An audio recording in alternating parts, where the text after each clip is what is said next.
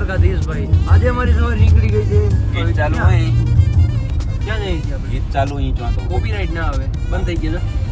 આપણો વ્લોગ ચાલુ થાય એટલે બંધ થઈ જાય. હવે ક્યાં જઈએ છીએ આપણે? અહીં છીએ ઓખા મંડળમાં. લે, ઓખા આનો પ્રમોશન કરી દઉં. હે પુરંગા ટોલથી તો આપણે નીકળી ગયા. હાલો હવે પ્રવેશ થઈ ગયા છીએ આપણે દ્વારકા બાજુ. પોરબંદર દ્વારકા હાઈવે. હનુમાન ચાલીસ સાંભળતા અહીંયા આપણે. દ્વારકાધીશ, દ્વારકા વાળા, જય દ્વારકાધીશ. થોડી ધજાયું ને કમા થાય. દ્વારકામાં તો આપણે એન્ટર થઈ ગયા છીએ. હવે એમ જવાનું છે ઓખા. દ્વારકાધીશના દર્શન આજે નહીં થાય, પણ ધજાના દર્શન થઈ ગયા એટલે ભેડા પાર છે. આજે તો થોડી ધજાયું છે, તો પણ થોડી ધજાયુંના દર્શન થઈ ગયા એટલે તમારા ભેડા પાર છે. કા એ ઘટે જ નહીં, થોડી રજાઈઓ ને ખાવામાં પડા. મારા વાળ ભીના હતા ને હવે તો કેવા થઈ ગયા.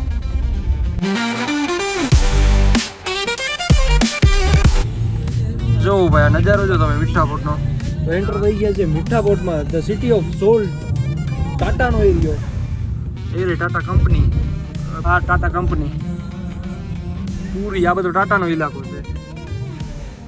ટાટા ટાઉનશીપ આ આખી ટાટા ટૂંકમાં હજી ટાટાનો એરિયો આવ્યો નથી, આગળ આવશે. ગેટ આવે ને એનો ગેટ એની સામે આવે. આખી ટાટા કંપની અહીંયાથી લઈને આમ કેટલા એકર સુધી ફેલાયેલી છે. ઘણી કંપની કરતા મોટી નથી આરએસપીએલ કરતા. કેટલા એકરમાં છે આપણા ગડી હશે 100 એકરમાં લગભગ. હા, 100 એટલામાં એકરની આડે ગાડે. તો આ 100 નહીં, આ વધુ હશે હો. ના ના હા, ના હા. ઓછી છે ભાઈ. એવું છે. હા. આ જાય જો મીઠો હે રેતી, મીઠો સોલ્ટ. જો આ ગાડી સોલ્ટ ની ભરાઈને જાય છે. આ બધું ઈ જ છે, સોલ્ટ જ બને છે. છુક ગાડી ટ્રેન જાય છે એટલે ફાટક બંધ હશે આગળ.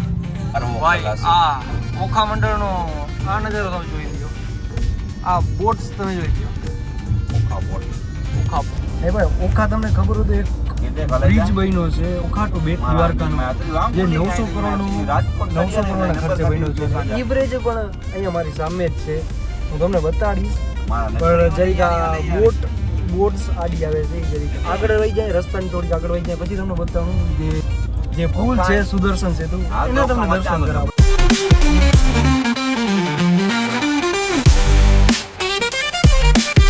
જો ઓલો 900 કરોડનો જે બ્રિજ બન્યો છે ને એ ઓલી સાઈડ છે ને આપણે કામથી આ સાઈડ જવાનું છે. ઓખા ગામમાં જાય. આ ઓખા ગામમાં જાય. હા, આ ઓખા જાય વિલેજમાં, ગામડામાં.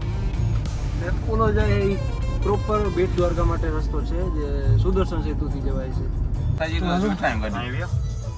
અમે બેઠા છીએ પૂજા કામ પતાવતો, બીજું શું હવે. ચેક લીધા કે બંડલ લીધા? જો બેગ લીધા કે પીઓ લઈ લીધો બેગ. ચેક ભાઈ 15-20 મિનિટ થઈ ગઈ, ઓલાનું કામ જ ના પડ્યું. પાણી લઈને આપણને કેવું આવે પોતે પીશ આપણને દેવા ખબર નથી પડતી. હા, હવે જવાનું છે ક્યાં? સભ્યના ઘરે જવાનું ને ચા પાણી પીવા. ચા નથી પીવો તો કોફી નહીં, ઘરે નથી જવું. આ જોઈ દો, આ જે છે ને એ આખી એમએલએ ના પાર્કિંગની સુવિધા છે. આ જોઈ દો આખો. ને આ બાજુ છે શ્રી બહુભા વિરંભા માણેકનું ઘર, બંગલો જ કહી શકીએ ને આપણે. જ્યાં લાખોની સંખ્યામાં માણસ આવે છે જોવા, એ જગ્યામાં ઊભા છે. હા, લાખોની સંખ્યામાં, કરોડોની સંખ્યામાં જોવા આવે છે, એ જગ્યામાં ઊભા છે. આ નજારો તમે જોઈ, આ નજારો જો તમે. અહીંયા પબ્લિક જોઈ લો. એ સાઈડ નહીં, આ સાઈડ જોઈ. તો સુદર્શન સેતુનો નજારો તમને બતાડતા જ ભૂલી ગયો, કારણ કે હું બ્લોગ શૂટ કરતા જ હું ભૂલી ગયો. તો કાંઈ વાંધો નહીં, આપણે પોસ્ટનું છે, ઘણી બધી રીલ્સો શૂટ કરી છે, તમને ઇન્સ્ટા પેજ ઉપર જોવા મળશે. એક ફ્રેન્ડ આવે છે, એને મળી લઈએ એટલે પછી નીકળીએ ડાયરેક્ટ ભાઈબંધ જોવા દ્વારકા બાજુ. આ મીન્સ ભાઈબંધ, એ ફ્રેન્ડ એક જ છે ને આપણો ભાઈબંધ કાઠિયાવાડી શબ્દ બધી જગ્યાએ જ છે ભાઈ. ભાઈબંધ બીજા બહારના વાંટી ફ્રેન્ડ્સ કહેતા હોય, આપણે ભાઈ કહીએ, આપણો ભાઈ આવે છે. જો બોટ્સ જો તમે કેમ છે નથી આપણે આદિત્યનો કોપીરાઇટ આવે ના આવે ખબર નહીં. પાલો આ બ્લોગના પૈસા મને નથી જતા. કહું કોપીરાઇટ સ્ટ્રાઇક તો નહીં આવે, કોપીરાઇટ ક્લેમ આવીએ ભલે આવી પણ નથી જતા. તો ઓખાતે નીકળીને આપણે આવી ગયા છીએ મોગલ ધામ ઉપર.